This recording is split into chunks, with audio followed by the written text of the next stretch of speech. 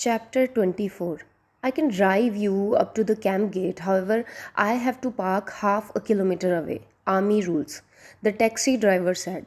The journey from Srinagar to Baramulla had taken us 2 hours. We stepped out of the hired white Innova at the Baramulla Army Camp entrance. Captain Faiz, in olive green uniform and dark ribbon aviator, awaited for us at the gate. Welcome, Keshav, he said. He seemed taller than I remembered him from the funeral, maybe because of his army boots. He had epaulets and several commendation badges pinned on his shirt pocket. We shook hands, or rather, he crushed my hand in his. He's your friend who wanted to see an army camp, Faiz said, looking at Saurav. I nodded and introduced Saurav. I had taken Faiz's number from Safdar and asked him to arrange a meeting. I mentioned Saurav as an Indian Army fan who wanted to see some army facilities during his vacation in Kashmir. Faiz took us to the visitors' lodge tent located a few steps away from the camp entrance. Inside the tent, we sat on can chairs, arranged in a semicircle around a coffee table. A Kashmiri rug covered the muddy floor. This is our humble abode, Faiz said. From here, we try to keep our country safe.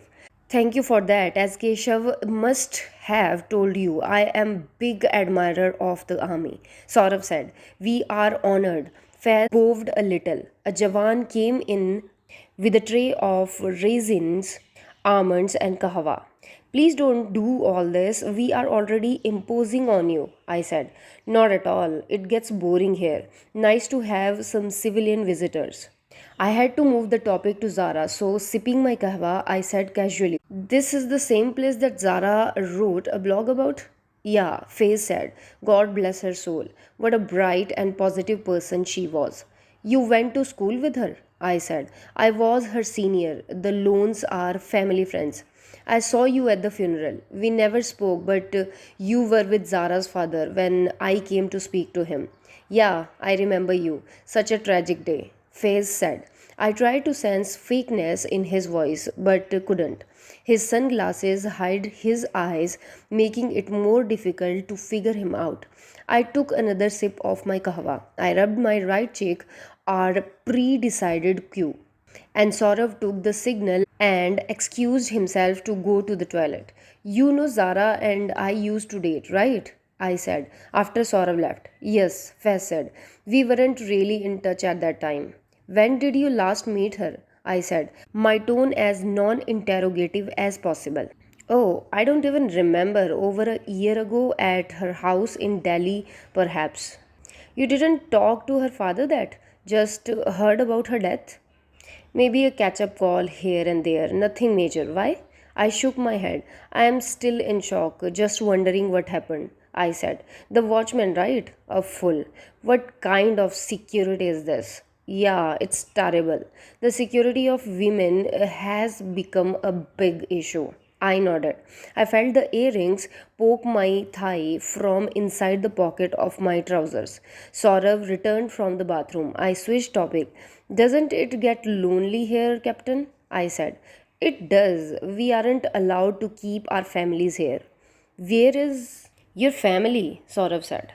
My wife and kids are in Dubai right now. My brother in law lives there. Oh, I said and sat up straight. Saurav and I exchanged a glance. What? Faiz said. You look too young to be married, Saurav said. Faiz smiled. Thank you. I am 31. I have twin boys, 3 years old. I could not have guessed either, I said. The army keeps you fit. So your wife lives in Dubai? I said.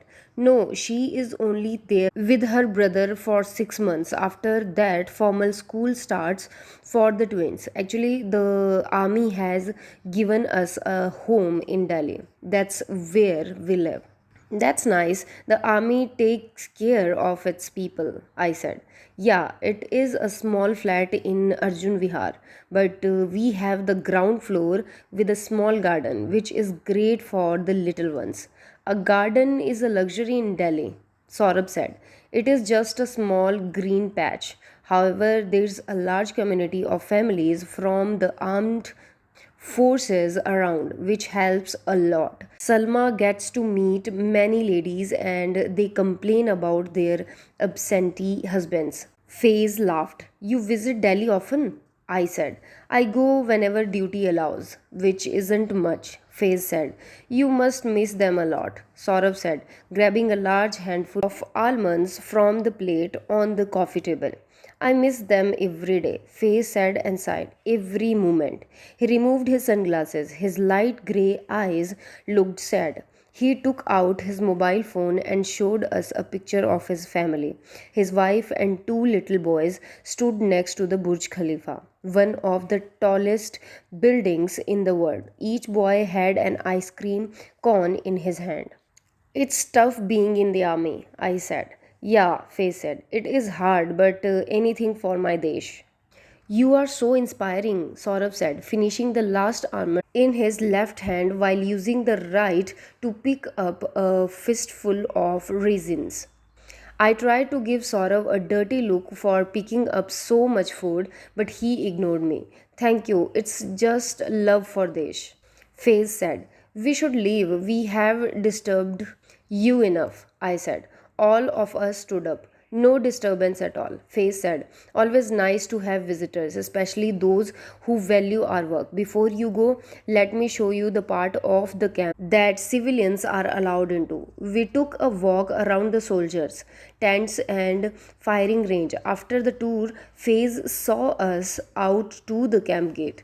He and I walked together as Saurav went a few steps ahead of us. I don't have the latest news.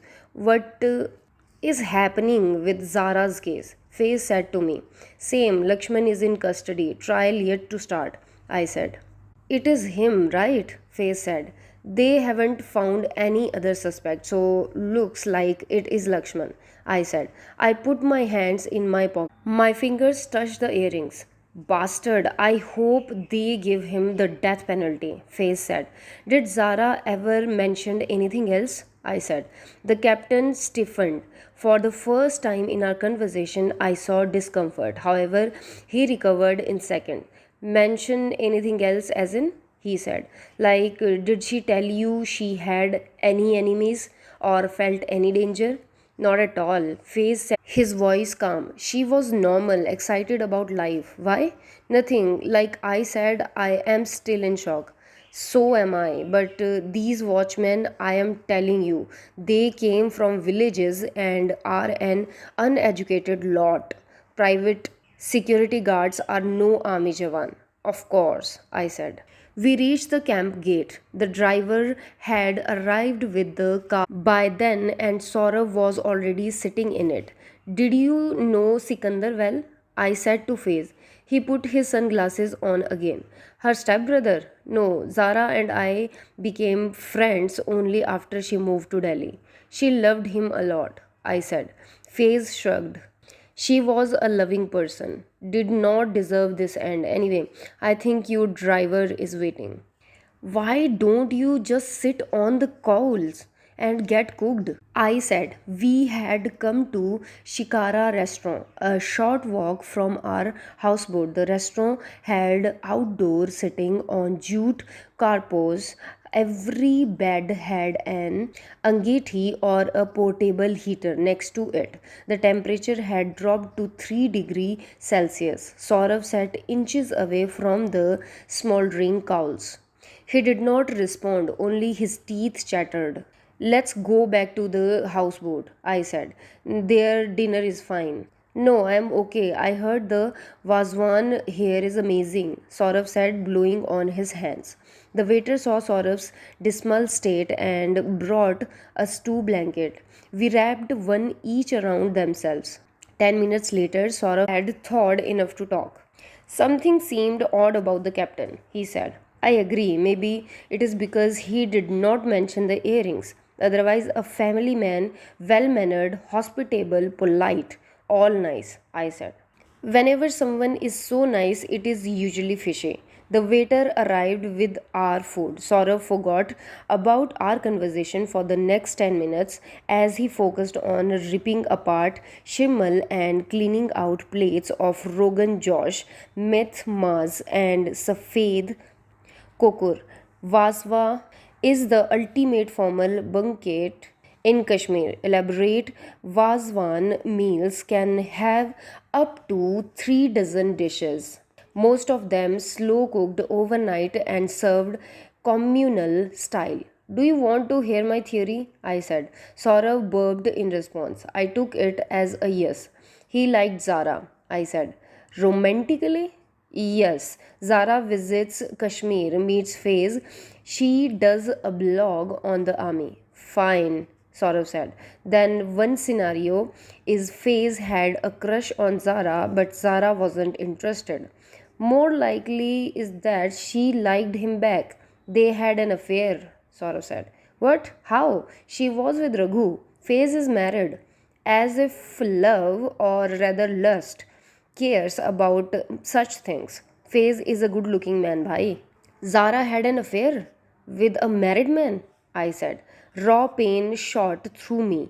I thought she had not come back to me because she was happy with Raghu, but she did have space for another man in her life after all, just not me. Yes, because I think just a crush cannot create murderous passion, an affair can. I did not respond as I was still digesting the possibility that Zara could have cheated on Raghu. Keshav, what happened? Saurav shook my leg. Huh? Nothing. Where were we? Zara had an affair with Captain Faiz. I am quite sure of this. So, during the affair, Faiz gave her the earrings. Exactly, before things went bad. How? Maybe Zara wanted more and threatened to tell his wife. No, Zara and Raghu, they had gotten engaged recently. Fair point. So maybe Zara wanted to end, but Faze didn't, Saurav said, his hands hovering dangerously close to the Angethi coils again.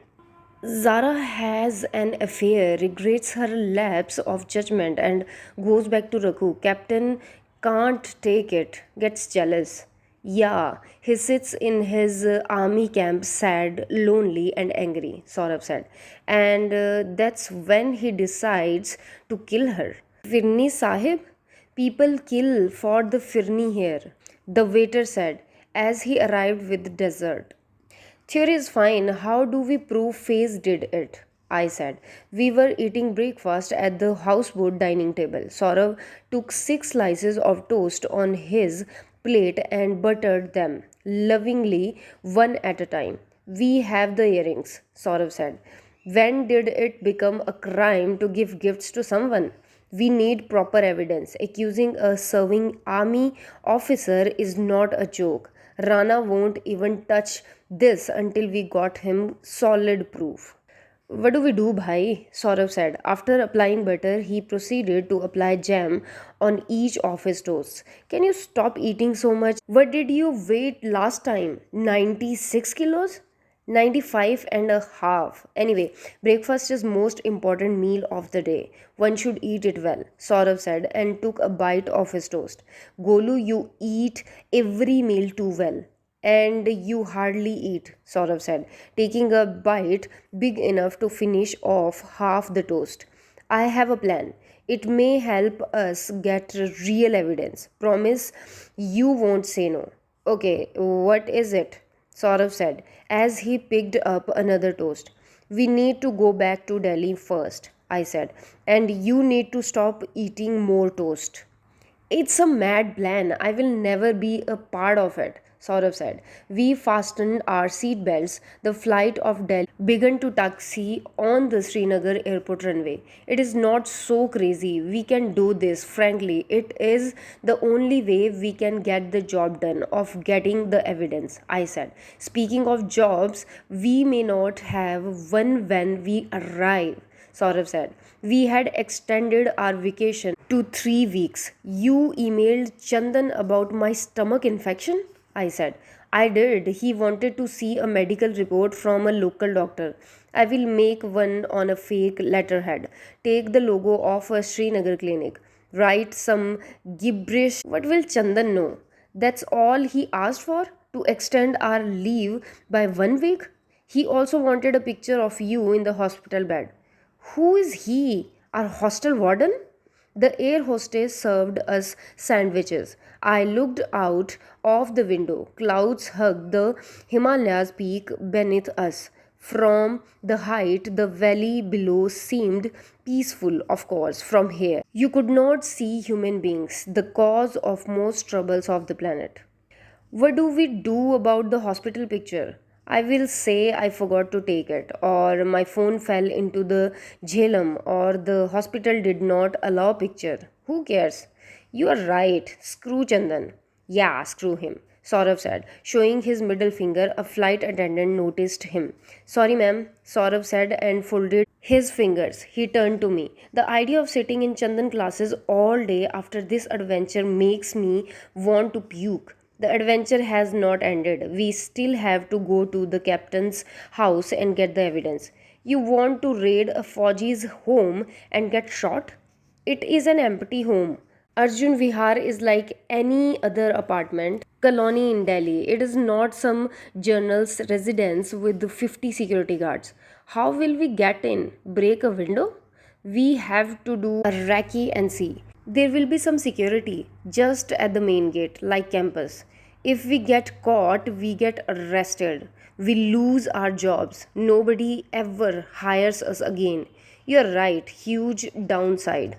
Stupid idea, leave it, I said. I looked out of the plane window again. The view below had turned into flat, dry, and brown land. I closed my eyes. Half an hour later, Saurav woke me up. Can you borrow a power drill from the mechanical engineering department at IIT? Will your juniors on campus help you? Yeah, why?